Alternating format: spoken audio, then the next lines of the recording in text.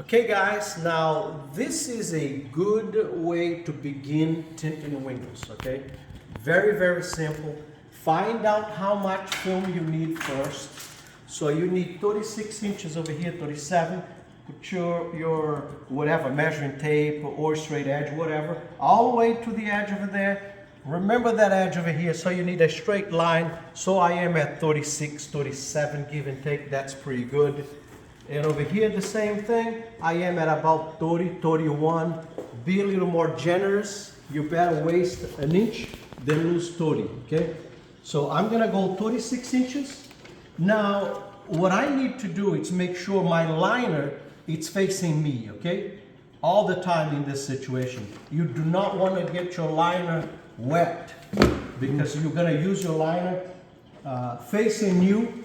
Every time you're working on a car, whether you're on the driver's side or passenger side or rear side or front side, it doesn't matter.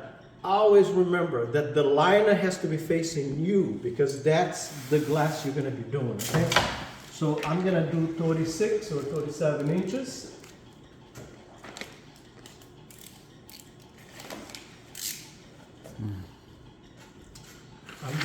I'm gonna bring my film to the glass. I prefer to wet the glass first so that it holds my film and it still gives me the flexibility of moving the film around.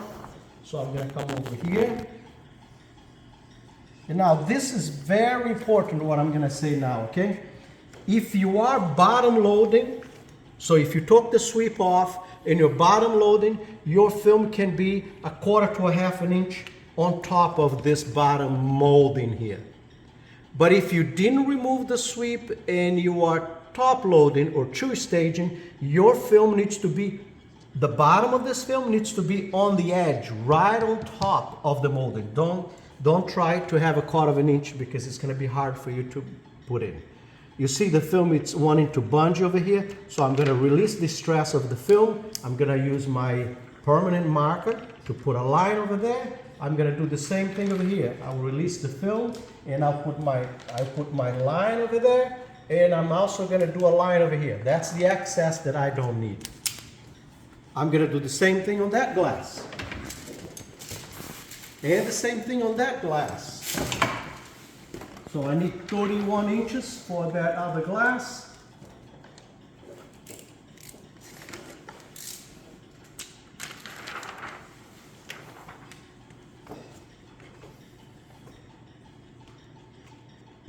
By the way, I am top loading this rear glass and I am bottom load that front glass, okay? So over here, I want to make sure my film, it's right on top of the molding. You see how the bottom of my film, it's right over the molding? That's how I want it, okay? So I am gonna anchor this film in place. I am gonna make a line here. And I'm gonna make a line here. And I'm gonna make a line here. This is the excess that I don't need. You notice that I didn't even mark anything here, okay? Now I need a little piece for there. For that glass, I'm gonna see what I need. I need 18 inches. And this is 13 inches. So I'm gonna go 18 inches.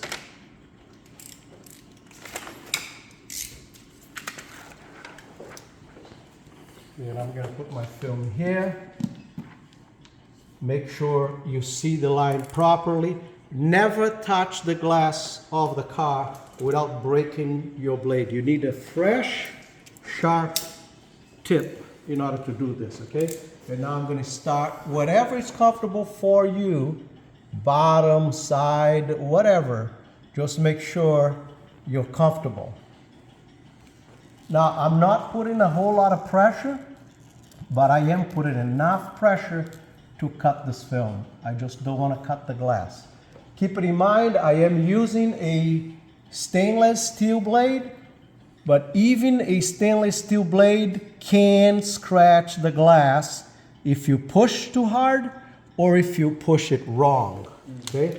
You notice that my blade was laying down, not extending out, okay? That it's done. Now all I have to do is bring this film back to the board. Now I'll get my straight edge. And I'll cut outside the line. I want to make sure that line is always visible. My rule of thumb, it's about 1/4 inch outside of that line. That's pretty much what I shoot for. This way I leave no daylight gaps on the edges. I'm going to get rid of the excess that I don't need. I'm going to get rid of this little sharp edge. I don't like sharp edges in the bottom especially. And now I'm going to bring this film back to where it was before.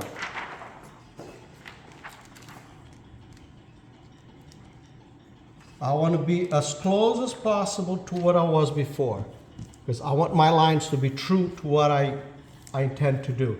I'll anchor that back again, and now I'll get this one,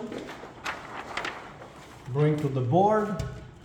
Now keeping in mind, I could be cutting this on a car. There's a couple of reasons why I don't like that. Number one, it's very easy to scratch the glass. Number two, it's very easy to cut the molding. And those two things you can't hide. If you cut the molding or if you cut the glass, the customer will see and they're not going to appreciate that. So I prefer to cut on the board. It's much safer.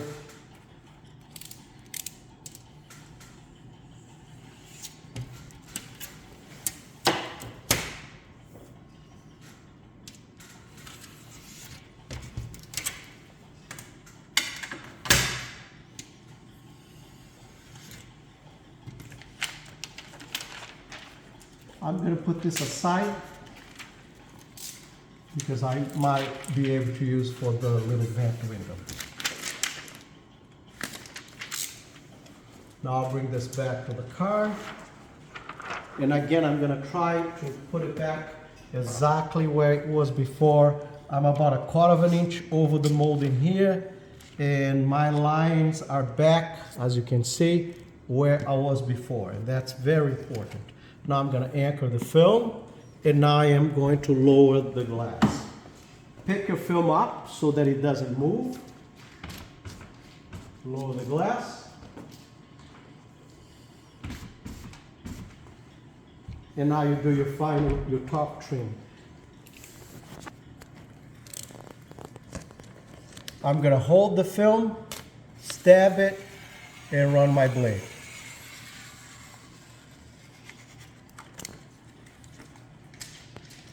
I'm going to do the same thing. I'm going to hold the film as close as possible to the edge, stab it, run your blade.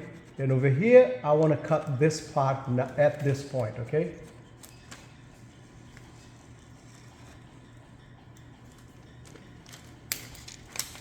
Okay. Now you're going to see other things on the glass, on the film. I don't mind that because I am going to trim it. I'm going to do my final cut when it's on the board.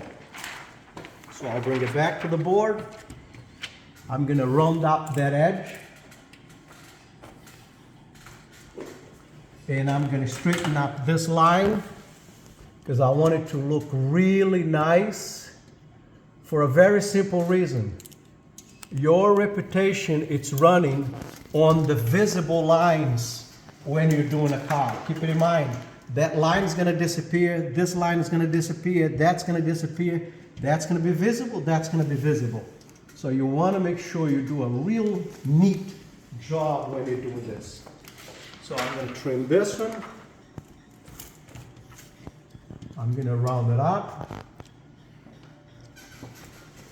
Round it up. And it's ready to be installed.